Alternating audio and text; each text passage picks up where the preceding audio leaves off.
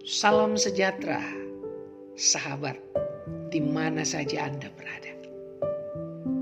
Di kesempatan yang indah ini, kita sama-sama akan merenungkan kebenaran firman Tuhan. Dalam renungan sahabat, Sabtu 4 Juni 2022. Teks yang menjadi dasar perenungan diambil dari 2 Raja-Raja pasalnya yang kedua, ayat 1 sampai ayatnya yang ke-15. Saya akan membaca 1 ayat saja, yakni ayatnya yang ke-15a. Ketika rombongan nabi yang dari Yerikho itu melihat dia dari jauh, mereka berkata, "Roh Elia telah hinggap pada Elisa." Sahabat, tema renungan kita hari ini adalah tongkat estafet kepemimpinan. Seorang pemimpin yang karismatik adalah pemimpin yang diliputi oleh karunia Roh Kudus. Pemimpin yang karismatik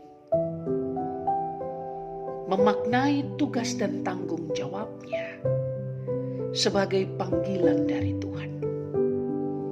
Dan karena itu Tuhan memberdayakan ia dengan karisma, dengan kuasa dan karunia Roh Kudus.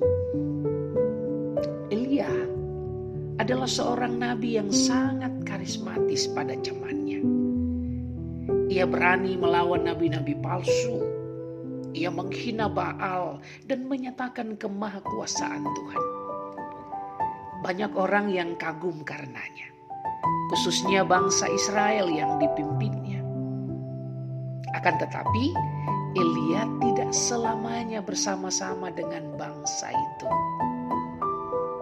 Estafet kepemimpinan harus diserahkan kepada yang lain. Bacaan Alkitab kita pada hari ini mengisahkan bahwa tiba saatnya Elia naik ke sorga menurut kehendak Tuhan. Dalam perjalanannya dari Gilgal sampai ke seberang sungai Yordan itu, Elia bersama dengan Elisa. 3 kali Elia meminta Elisa untuk tidak mengikutinya. Dan sebanyak 3 kali pula Elisa menolak. Elisa tetap mengikuti Elia.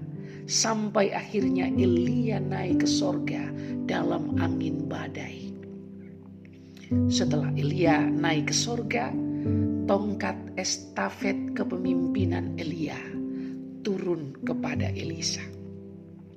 Ini dinyatakan saat Elisa memukul air dengan jubah Elia dan sungai itu terbelah. Orang banyak pun menyadari bahwa kini Elisa lah yang telah diurapi Tuhan memimpin bangsa Israel. Sahabat, setiap orang yang dipanggil dan dipilih Tuhan untuk memimpin dan melayani, berarti orang itu mendapatkan anugerah. Jangan pernah merasa diri hebat karena kita dipercaya memimpin orang lain. Tetapi belajarlah untuk tetap rendah hati dan setia mengandalkan Tuhan.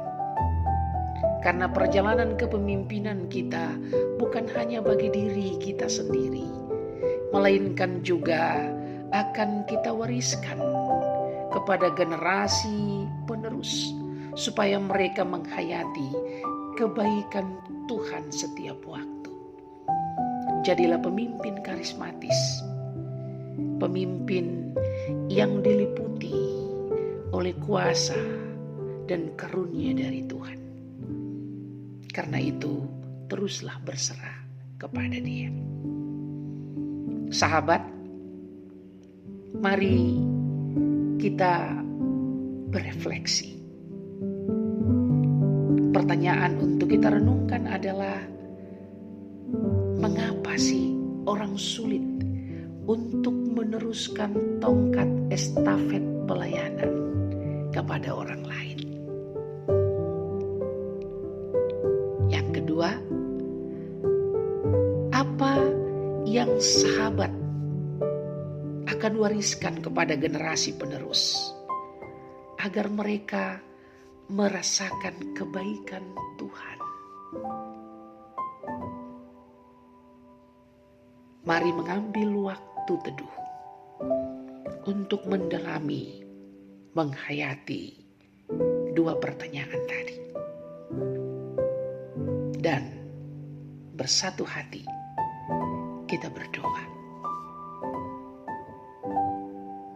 Ya Tuhan, tolonglah agar kami dapat meneruskan kebaikan dalam setiap pelayanan kami.